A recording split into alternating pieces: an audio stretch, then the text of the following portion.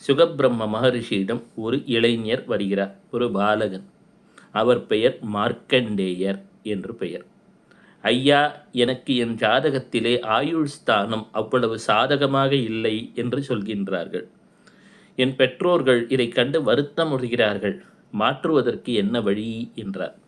உடனே ஸ்ரீ சுகபிரம்ம மகரிஷி சொல்கிறார், தினமும் பராசக்தியை நினைத்து ஸ்ரீ சிம்மாசனேஸ்வரியை நமக, ஸ்ரீ சிம்மாசனேஸ்வரியை நமக என்று பராசக்தி அமரக்கூடிய அந்த மகாமேருவாகிய அவளது நாற்காலியை நினைக்க துவங்கு, நடப்பதை பார் என்கிறார்.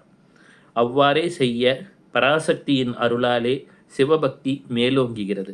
சிவபக்தி மேலோங்கியதும் நமசிவாய என்று சிவாய நம என்றும் சொல்லக்கூடிய நிலைகளை பெற்று திருக்கடவூர் என்று அழைக்கப்படக்கூடிய திருக்கடையூர், அங்கே அமிர்தகடேஸ்வரி மற்றும் அன்னை அபிராமியின் அருள் வளம் பெற்று கள்ளப்பிள்ளையாரின் அருளாசியை பெற்று யமனையும் வெல்லக்கூடிய ஒரு பெரும் ஆற்றலை மார்க்கண்டேய மகரிஷி பெற்றுவிடுகிறார்.